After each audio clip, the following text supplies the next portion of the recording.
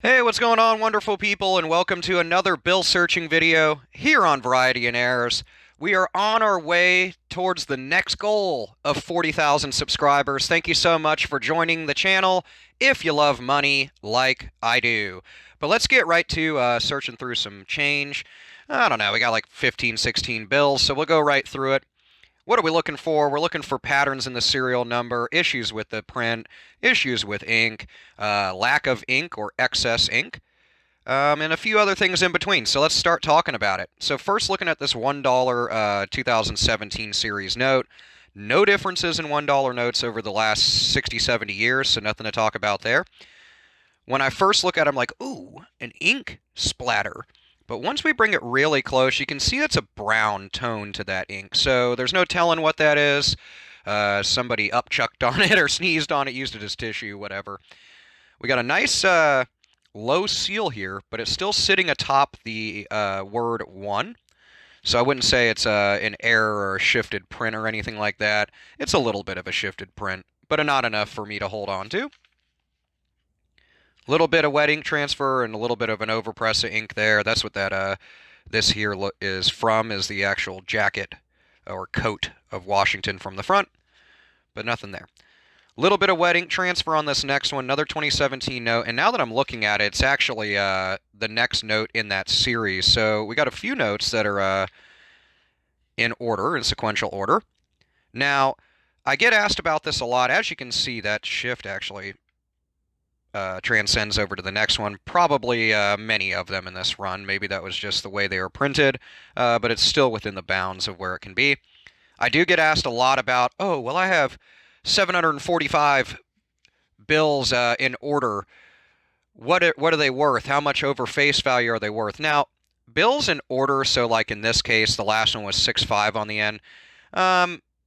To me, they're not really worth anything over face value just for being in order. You can get a strap from the bank of $1 notes, and of course, they're going to all be in order. So they're very easy to come by. Even in $2 notes, you can order straps of them from the bank as well, or buy them online, whatever you do.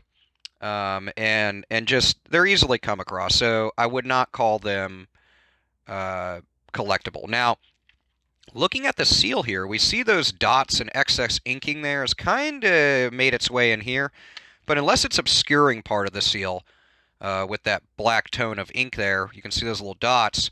Once again, I would not call that collectible. Moving right along. Now, we almost have a date note here if we were a few hundred years in the future, August 22nd, 2317, but not in this case.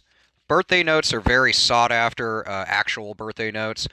Also, some date notes, historical dates, July 4th, 1776, stuff like that.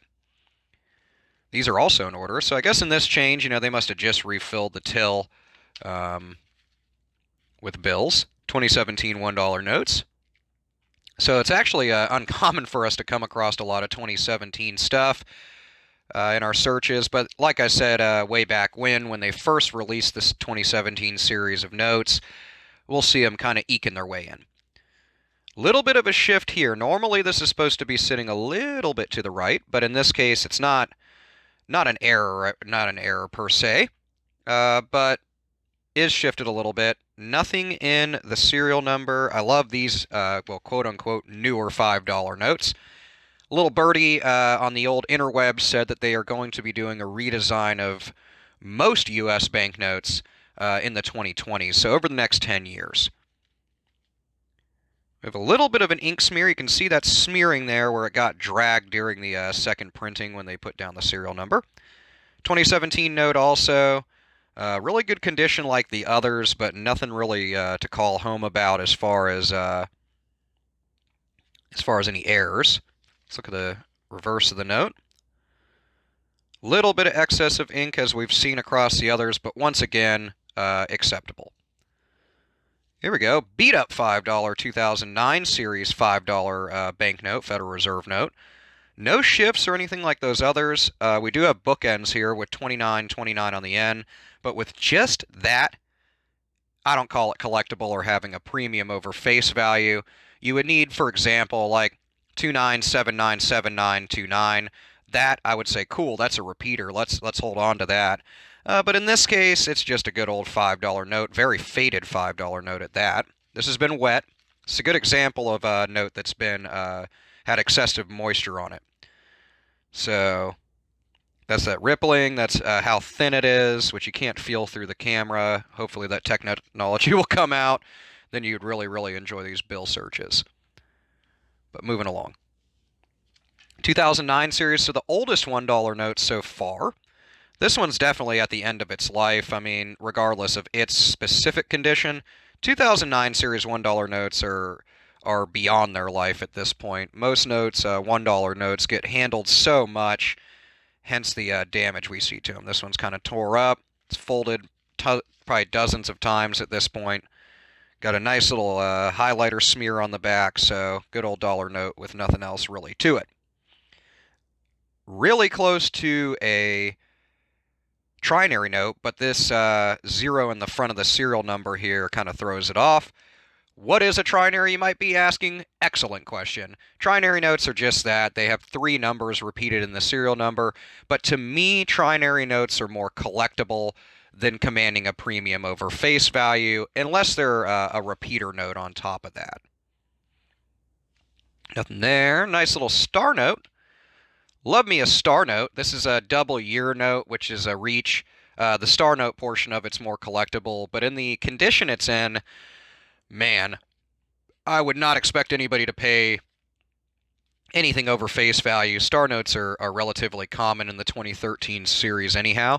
This one's really beat up, but a good example of how the printing process is done for U.S. Federal Reserve notes.